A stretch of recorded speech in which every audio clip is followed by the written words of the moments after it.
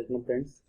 Today we going to continue our last lecture of elements of machine design, which is on fundamentals of design. I am S.D. Farande from Mechanical Engineering Department of Yeshwantrao Chavan Polytechnic, Ichalkaranji. Today we discuss on the points of what is a creep and creep curve, fatigue, notch sensitivity and endurance limit. What is a creep? When a component is subjected to constant stress at high temperature over a long period of time, it undergoes a slow and permanent deformation, which is called as creep, and it defined as slow and progressive deformation of material with time under constant stress. Creep is a function of stress and temperature, therefore it becomes an essential and important factor to be considered in design procedure of components operating at elevated temperature. And example is taken here is bolts and pipes in thermal power plant. म्हणजे या ठिकाणी काय सांगितलं मित्रांनो, क्रिप ही जी property आहे, ही क्रिप property एखाद्या part वरती compound वरती ज्यावेळी आपण लोड अप्लाय करणार आहे आणि हा load long period of time साठी असणार आहे आणि त्यावेळी जर टेम्परेचर त्या ठिकाणी अफेक्ट करत असेल तर त्याच्यामध्ये जो स्लो आणि परमनंट डिफॉर्मेशन होणार आहे त्या पार्ट मध्ये मटेरियल मध्ये त्याला आपण क्रिप म्हणत असतो. झालं. समजा याचं एक्झाम्पल जर घ्यायचं झालं तर आपण याचं एक्झाम्पल घेऊ शकतोय.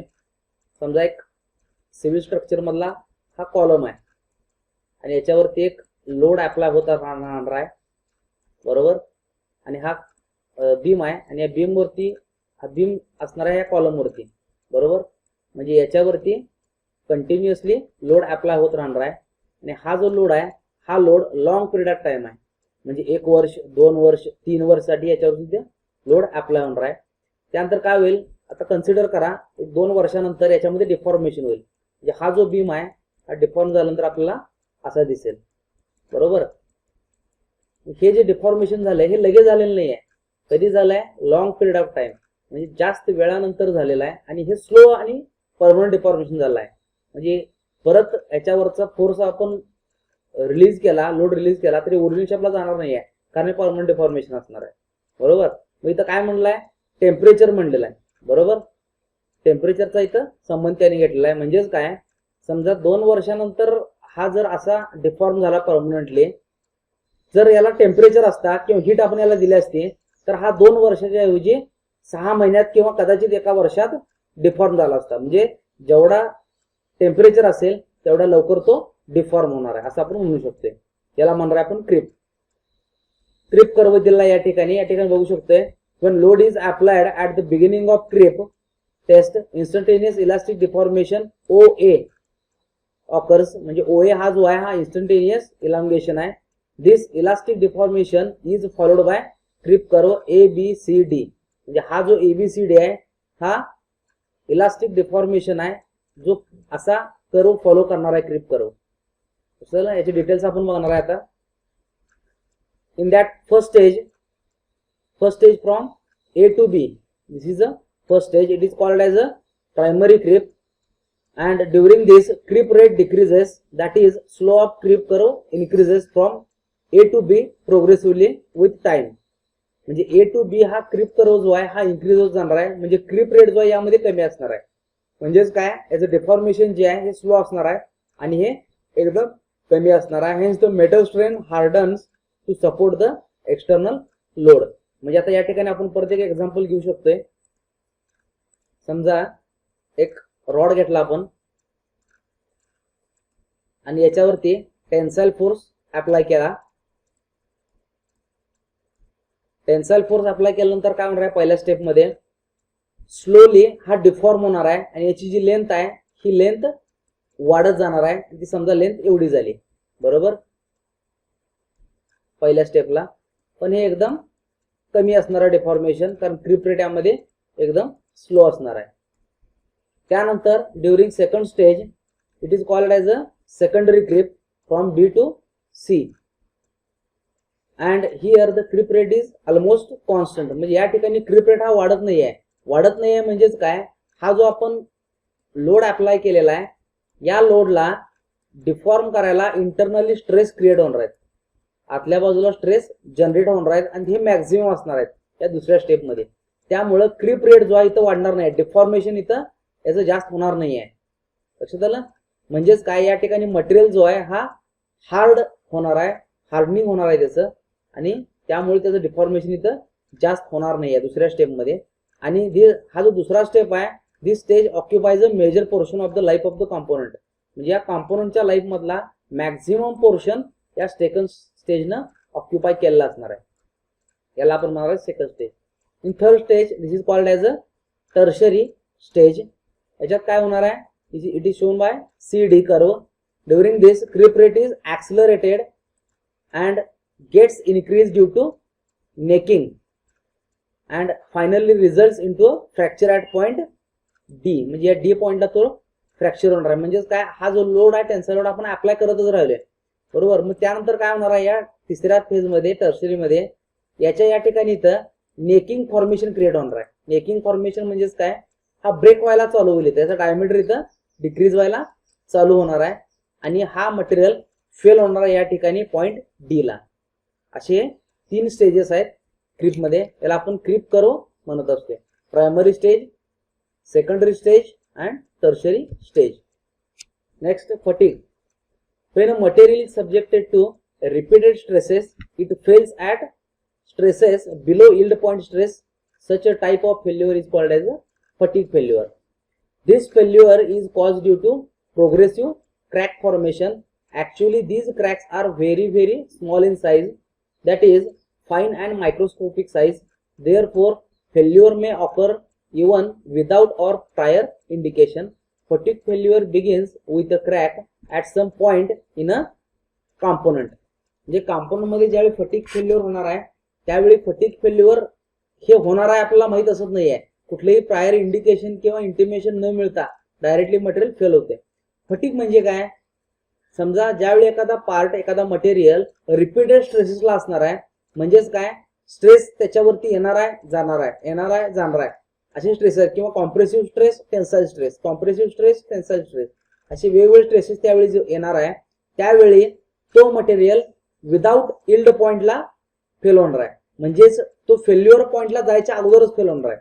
म्हणजे एखादा मटेरियल जर 400 मेगापास्कलला फेल होणार असेल तर रिपीटेड स्ट्रेस जो आहे त्याची मॅग्निट्यूड जर 100 मेगापास्कल असेल तर त्या 100ला तो रिपीटेड स्ट्रेसमुळे फेल होणार आहे. लक्षात आलं? म्हणजे सहसा समजा एखादा रॉड असतोय, रॉड आपण काय करतोय, बेंड करतोय, परत अनबेंड करतोय, बेंड अनबेंड, बेंड अनबेंड करत राहतोय. आणि असं केल्यामुळं एका पर्टिक्युलर पिरियडला, एका पर्टिक्युलर टाइमला तो ब्रेक होतोय. म्हणजेच काय, तर त्याच्यावरती आपण रिपीटेड स्ट्रेसेस अप्लाय केलेले आहेत आणि या फेल्युअरला आपण फटीग फेल्युअर म्हणत असतोय. इंजिनिअरिंग प्रॅक्टिसेस मध्ये 90% कॉम्पोनंट्स हे फटीग फेल्युअरमुळे फेल होत असतात. आणि हे जे फेल होत असते याच्यामध्ये प्रोग्रेसिव्हली क्रॅक इंटरनल तयार व्हायला चालू होते आणि ही क्रॅक प्रोग्रेसिव्हली वाढत जाऊन मटेरियल फेल होत असते. आणि ही क्रॅक जी आहे एकदम स्मॉल साईज मध्ये असते, आपण याला आयडेंटिफाय करू शकत नाही. लक्षात आलं? म्हणजे रिपीटेड स्ट्रेसेसमुळे बिलो यील्ड पॉइंट ज्यावेळी मटेरियल फेल होणार आहे त्या फेल्युअरला आपण फटीग फेल्युअर म्हणत असतो. Crack is more likely to occur in following regions of discontinuity such as oils, holes और कीवेज. म्हणजे ज्या ठिकाणी डिसकंटिन्युटी आहे क्रॉस सेक्शन मध्ये किंवा होल्स असतील, कीवे असतील या ठिकाणी, किंवा regions of abrupt change in cross section such as shoulder और स्टेप्स, या ठिकाणी फेल होऊ शकते material. Regions of irregularities during machining operation such as machining scratches, stamps, mark और इन्स्पेक्शन मार्क. म्हणजे मटेरियल वरती आपण इन्स्पेक्शन साठी काय मार्क येत असतोय, नंबरिंग येत असते, किंवा मशीनिंग करत असताना काही स्क्रॅचेस येत असतात. अशा वेळेला सुद्धा त्याच्यामध्ये इरेग्युलरिटी येऊ शकते आणि ज्यामुळे मटेरियल हा फटीग मध्ये फेल होऊ शकते. Internal cracks in component material such as blow holes. म्हणजे मोल्डिंग करत असताना मटेरियल कॉम्पोनंट मध्ये जे ब्लो होल्स असणार आहे त्या ब्लो होल्स मुळे सुद्धा मटेरियल फेल होऊ शकते. These regions are subjected to stress concentration due to presence of crack. आता स्ट्रेस कॉन्सन्ट्रेशन म्हणजे काय, हे आपण नेक्स्ट स्लाइड मध्ये बघणार आहे. स्ट्रेस कॉन्सन्ट्रेशन म्हणजेच काय, जो काय स्ट्रेस आहे तो एकाच ठिकाणी एकाच पॉइंटला कॉन्सन्ट्रेट होत असतो डिस्कंटिन्युटीमुळे, एरिया डिस्कंटिन्युटीमुळे, त्याला आपण स्ट्रेस कॉन्सन्ट्रेशन म्हणत असतो. Figure shows A component subjected to alternate tensile or compressive stresses. This component has a crack. आता या ठिकाणी हा कॉम्पोनंट आहे आणि हा कॉम्पोनंट एकदा आपण टेन्साइलला अप्लाय केलाय, एकदा कॉम्प्रेसिव्हला केलाय. म्हणजे टेन्साइल कॉम्प्रेसिव्ह रिपीटेड आहे. अशा वेळी काय होणार आहे, हा जो क्रॅक आहे हा क्रॅक प्रोपोगेट व्हायला चालू होणार आहे. प्रोपोगेट म्हणजे काय, ज्यावेळी टेन्शन असणार आहे तर क्रॅकची साईज वाढणार आहे, म्हणजे क्रॅकची ओपनिंग होणार आहे. आणि ज्यावेळी कॉम्प्रेसिव्ह असणार आहे त्यावेळी क्रॅक हा क्लोज होणार आहे. During first half of stress cycle crack opens due to tensile stress and during next half of stress cycle crack closes due to compressive stress. Thus one stress cycle gets completed with opening of crack followed by closing of crack. म्हणजे opening आणि closing त्या क्रॅकचं होत राहणार आहे, त्याच्यामुळे तो material fail होणार आहे. याला आपण म्हणतोय क्रॅक प्रोपोगेशन. नेक्स्ट पॉइंट आहे नॉच सेन्सिटिव्हिटी. तर नॉच सेन्सिटिव्हिटी म्हणजे काय, the notch sensitivity of a material is a measure of how sensitive a material is to notches or geometric discontinuities. म्हणजे मटेरियलमध्ये जी जॉमेट्रिक डिस्कंटिन्युटी असते त्या डिस्कंटिन्युटीमुळे जो काय मटेरियल आहे तो त्या डिस्कंटिन्युटीला किती सेन्सिटिव्ह आहे त्याला आपण म्हणत असतोय notch sensitivity. Strength of material मध्ये आपण बघितलंय इम्पॅक्ट टेस्टिंगला एक स्पेसिमन घेतोय आपण ज्याच्यामध्ये नॉच असते. म्हणजे या ठिकाणी हा जो नॉच आहे या ठिकाणी मटेरियल तो फेल होते, म्हणजे या नॉचला तो सेन्सिटिव्ह आहे. या ठिकाणी फेल होण्यासाठी आपण याला कट केलं, म्हणजे या नॉचमुळे काय झालं, मटेरियल या ठिकाणी फेल होणार आहे कारण त्या नॉचला तो सेन्सिटिव्ह आहे तिथं त्याच्या जॉमेट्रिक डिस्कंटिन्युटीमुळे. याला आपण म्हणत असतो notch sensitivity. Notch sensitivity defined as the degree to which theoretical expected effect of stress concentration is reached. म्हणजेच काय, notch sensitivity is equal to increase of actual stress over nominal stress. Nominal stress म्हणजे काय, या material मध्ये जो एक stress असणार आहे तो असणार आहे नॉमिनल स्ट्रेस, आणि ऍक्च्युअल स्ट्रेस म्हणजेच काय, या नॉच मुळे जो स्ट्रेस त्या ठिकाणी कॉन्सन्ट्रेट होणार आहे त्यामुळे जो स्ट्रेस तयार होणार आहे तो स्ट्रेस म्हणजे तो नॉमिनल पेक्षा डेफिनेटली जास्त असणार आहे. तो stress divide by increase of theoretical stress over nominal stress. आणि थेरॉटिकल जो स्ट्रेस यायला पाहिजे होता तो स्ट्रेस आहे नॉमिनल स्ट्रेस पेक्षा जास्त, त्याला आपण डिनॉमिनेटर मध्ये घेणार आहे, याला म्हणणार आहे notch sensitivity. Next point endurance limit.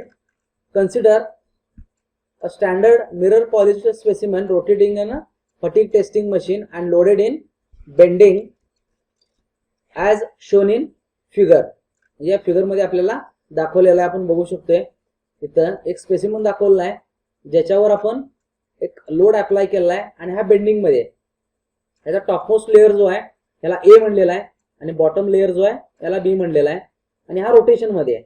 बरोबर, रोटेशन असल्यामुळे काय होणार आहे, याच्यामध्ये डिफॉर्मेशन होणार आहे या लोड मुळे, आणि हे डिफॉर्मेशन समजा असं असेल. बरोबर, डिफॉर्मेशन असेल म्हणजेच काय, या रिजन मध्ये असणार आहे कॉम्प्रेसिव्ह स्ट्रेस, या रिजन मध्ये असणार आहे, या लेअर मध्ये असणार आहे टेन्साइल स्ट्रेस. म्हणजे ए हा जो लेअर आहे याच्यामध्ये कॉम्प्रेसिव्ह स्ट्रेस असणार आहे आणि बी हा जो लेअर आहे याच्यामध्ये टेन्साइल स्ट्रेस असणार आहे. आणि हा कॉम्पाउंड रोटेशन मध्ये आहे. म्हणजेच काय, ज्यावेळी बी हा पॉइंट ए ची पोझिशन घेणार आहे त्यावेळी बी या लेअर मध्ये असणार आहे कॉम्प्रेसिव्ह स्ट्रेस आणि ए या लेअर मध्ये असणार आहे टेन्साइल स्ट्रेस. म्हणजे repeatedly A layer compressive tensile, compressive tensile, B layer सुद्धा कॉम्प्रेसिव्ह टेन्साइल या लेअर मध्ये येत राहणार आहे. बरोबर, म्हणजे रिपीटेडली हे स्ट्रेसेस येत राहणार आहेत.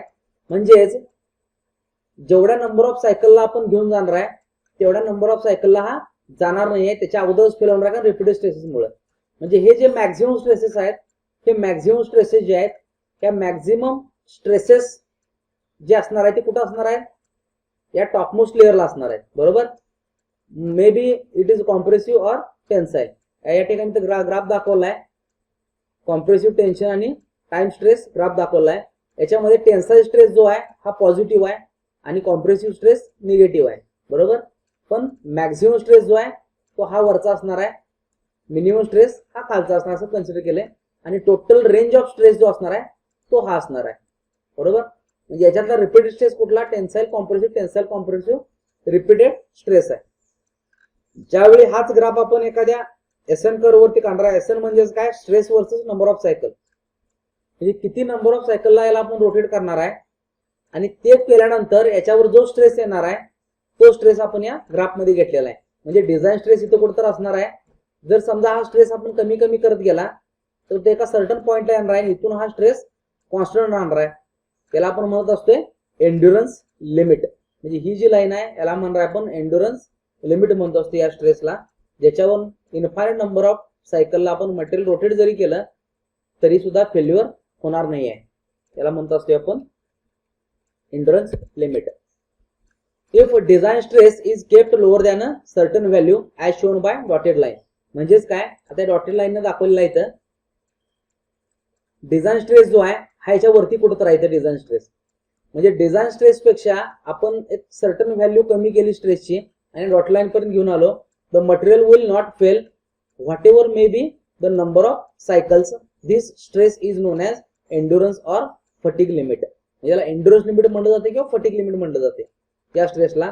कारण याच्यावरती इन्फायनाइट नंबर ऑफ सायकल जरी आपण रोटेट केल्या तरी मटेरियल फेल होणार नाहीये, कारण जो डिझाइन स्ट्रेस आहे त्याच्यापेक्षा आपण हा स्ट्रेस कमी केला, वर्किंग स्ट्रेस, त्यामुळे तो फेल होणार नाहीये.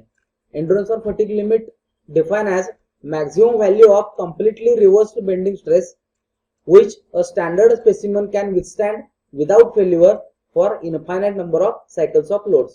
म्हणजे infinite number of cycles of लोडला जर मटेरियल सस्टेन करायचं असेल तर त्यासाठी आपल्याला जो आपला स्पेसिमन आहे तो स्पेसिमन आपल्याला डिझाइन स्ट्रेस पेक्षा कमी घ्यायला पाहिजे. म्हणजे एका पर्टिक्युलर व्हॅल्यूला घ्यायला पाहिजे. ती व्हॅल्यू म्हणजे असेल एंड्युरन्स लिमिट. एंड्युरन्स स्ट्रेस असणार आहे तो त्या स्ट्रेसला. Okay, to get latest videos and notification, please subscribe and like this channel.